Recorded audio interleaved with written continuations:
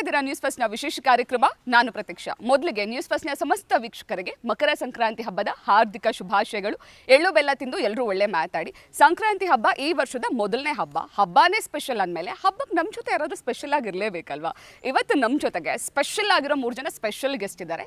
ಯಾರು ಅಂತ ಯೋಚನೆ ಮಾಡ್ತಿದ್ರೆ, ಒಬ್ಬರು ನಮ್ಮ ಸ್ಯಾಂಡಲ್ವುಡ್ನಲ್ಲಿ ಹಲವಾರು ರೆಕಾರ್ಡ್ಗಳನ್ನು ಬ್ರೇಕ್ ಮಾಡಿದವರು, ಟ್ರೆಂಡ್ ಸೆಟ್ಟರ್ ಆಗಿರೋರು, ಪ್ರಮೋಷನ್ ಮಾಡೋದ್ರಲ್ಲಿ, ಸಿನಿಮಾ ಪ್ರಮೋಷನ್ ಮಾಡೋದ್ರಲ್ಲಿ, ಮಾರ್ಕೆಟಿಂಗ್ ಮಾಡೋದ್ರಲ್ಲಿ ಈಸ್ ಅ ಜೀನಿಯಸ್ ಅಂತ ಹೇಳಿದ್ರೆ ನಿಜವಾಗ್ಲೂ ತಪ್ಪಾಗಲ್ಲ. ನಮ್ಮೆಲ್ಲರ ಪ್ರೀತಿಯ ಪ್ರೇಮ್ ಸರ್ ನಮ್ಮ ಜೊತೆ ಇದ್ದಾರೆ. Sir, welcome to the show. Makara Sankranti ಹಬ್ಬದ ಹಾರ್ದಿಕ ಶುಭಾಶಯಗಳು. ನಿಮಗೂ ಕೂಡ ಅಂಡ್ ಸಮಸ್ತ ಫಸ್ಟ್ ನ್ಯೂಸ್ ಎಲ್ಲ ವೀಕ್ಷಕರಿಗೂ ಮತ್ತೆ ಎಲ್ಲ ದೇಶದಾದ್ಯಂತ ಎಲ್ಲರಿಗೂ ಮಕರ ಸಂಕ್ರಾಂತಿ ಹಬ್ಬದ ಶುಭಾಶಯಗಳು. Thank you so much.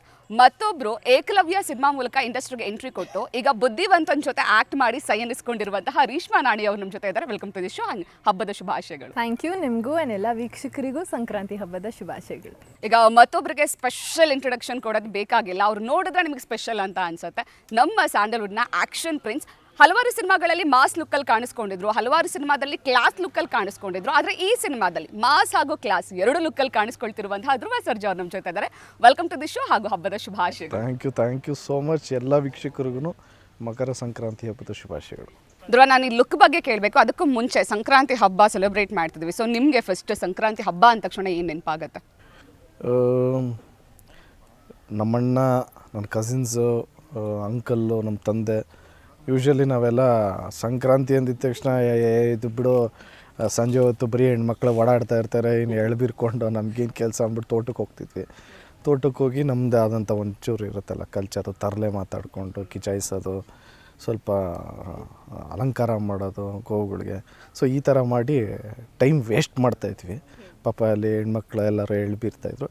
ಈ ವರ್ಷ ಏನು ಸ್ಪೆಷಲು ಅಂದರೆ ಸ್ವಲ್ಪ ಬೇಗ ಮನೆಗೆ ಹೋಗ್ಬೇಕು ಅನ್ನಿಸ್ತದೆ. ಯಾಕೆಂದರೆ ನನ್ನ ಮಗಳು ಫಸ್ಟ್ ಟೈಮ್ ಹೇಳ್ಬಿರೋದು ಈಗ. So it is very special. Prem sir, ನೀವು ಪಕ್ಕಾ ಹಳ್ಳಿ ಹೈದ, ಸೊ ನೋ ಡೌಟ್, ಅದರಲ್ಲಂತೂ ಡೌಟೇ ಇಲ್ಲ. ಸೊ ನಿಮಗೆ ಸಂಕ್ರಾಂತಿ ಹಬ್ಬ ಅಂದ ತಕ್ಷಣ ಫಸ್ಟ್ ನೆನಪಾಗೋದು, ಮತ್ತು ಮದುವೆ ಆದಮೇಲೆ ಫಸ್ಟ್ ಸಂಕ್ರಾಂತಿ ಸೆಲೆಬ್ರೇಟ್ ಮಾಡಿದ್ದು, ಎರಡು ಹೇಗಿತ್ತು?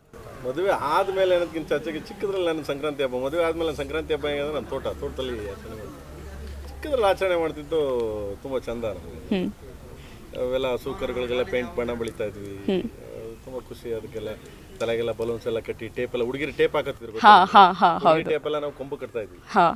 ಕೊಂಬು ಕಟ್ಟಿ ಬೆಂಕಿ ಮೇಲೆ ಕಿಚಾಯಿಸ್ತಾ ಇದ್ವಿ.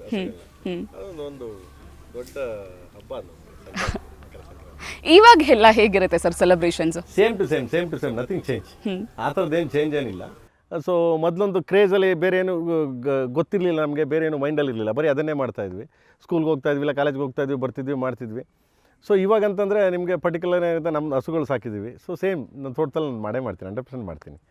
ಚೇಂಜ್ ಯಾವುದೇ ಕಾರಣಕ್ಕೂ ಚೇಂಜ್ ಇಲ್ಲ.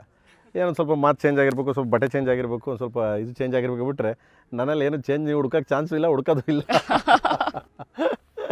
ಯಥಾಸ್ಥಿತಿ. I am same.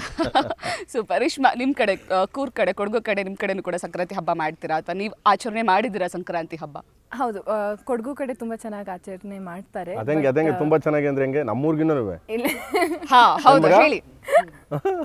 ಇಲ್ಲ ಮಾಡ್ತಾರೆ, ಬಟ್ ನಾನು ಯಾವತ್ತು ಅಲ್ಲಿ ಹೋಗಿ ಸೆಲೆಬ್ರೇಟ್ ಮಾಡೋದು ನೋಡಿಲ್ಲ. ಬಟ್ ಮನೇಲಿ ಒಂದು ಸಿಂಪಲ್ ಆಗಿ ಪೂಜೆ ಮಾಡಿಕೊಂಡು ಆಚರಣೆ ಮಾಡ್ತೀವಿ.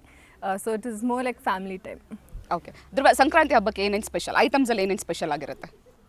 ಎಲ್ಲನೂ ಎಲ್ಲ ಪಲ್ಯಗಳು ಎಲ್ಲ ಸ್ಪೆಷಲೇ ಅಲ್ವಾ. ಅವತ್ತು ಒಂದು ದಿವಸ ವೆಜ್ ತಿನ್ನಲೇಬೇಕು, ನೋ ಆಪ್ಷನ್ ಇಲ್ಲ ವೆಜ್ ತಿನ್ನೋದಾ? ಸರ್, ಇವಾಗ ಸಂಕ್ರಾಂತಿ ಹಬ್ಬಕ್ಕೆ ಸಂಜೆ ನೀವು ಆಗಲೇ ಹೇಳ್ತಾ ಇದ್ರು ಎಳ್ಳು ಬೆಲ್ಲ ಕೊಡೋದು ಅಂತ. ಆ ಟೈಮಲ್ಲಿ ಕಬ್ಬಂತೂ ಕೊಡ್ತಾರೆ. ಆ್ಯಂಡ್ ನೀವೆಲ್ಲ ಹಳ್ಳಿಯಿಂದ ಬಂದವರು, ಸೊ ನಿಮಗೆ ಕಪ್ ತಿನ್ನಿಸ್ಲಿಲ್ಲ ಅಂದರೆ ಇಂಟರ್ವ್ಯೂ ಚೆನ್ನಾಗಿರಲ್ಲ. ಸೊ ಹಾಗಾಗಿ ಚಿಕ್ಕದಾಗಿ ನಿಮ್ಗೆ ಸ್ವಲ್ಪ ಕಪ್ ತಿನ್ಸೋಣ ಅಂತ. ಚಿಕ್ಕದಾಗಿ ದೊಡ್ಡದಾಗೆ ಕೊಡಿ. ರೇಷ್ಮಾ ಅವ್ರಿಗೆ ಬೇಡ, ಬಿಕಾಸ್ ಬಟ್ಟೆ ಹಾಳಾಗುತ್ತೆ.